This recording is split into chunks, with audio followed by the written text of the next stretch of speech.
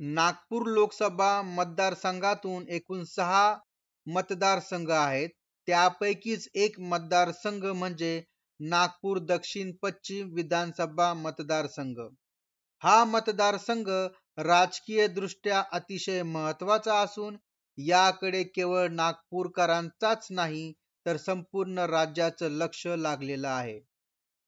त्याचं कारण म्हणजे या मतदारसंघाचे विद्यमान आमदार हे राज्याचे उपमुख्यमंत्री देवेंद्र फडणवीस आहेत.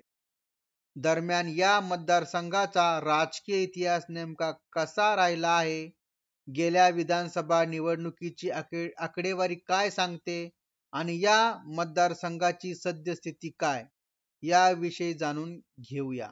नागपूर दक्षिण पश्चिम विधानसभा मतदारसंघातून उपमुख्यमंत्री देवेंद्र फडणवीस यांनी 2009 पासून सलग विजय मिळवला आहे. मात्र त्यांच्या मतामध्ये सातत्याने घट झाली आहे. त्यामुळे 2024 मध्ये महाविकास आघाडीने प्रबळ उमेदवार दिल्यास देवेंद्र फडणवीस यांना आपल्याच मतदारसंघात संघर्ष करावा लागण्याची शक्यता आहे.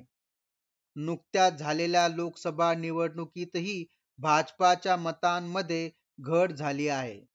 2019 च्या लोकसभा निवडणुकीमध्ये या विधानसभा मतदारसंघातून भाजपाच्या उमेदवाराला 65,000 मते मिळाली होती.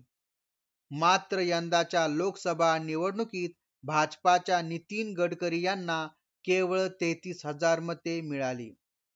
दुसरीकडे महाविकास आघाडीच्या जागा वाटपात हा मतदारसंघ राष्ट्रवादी काँग्रेसच्या शरद पवार गटाकडे जाण्याची शक्यता आहे.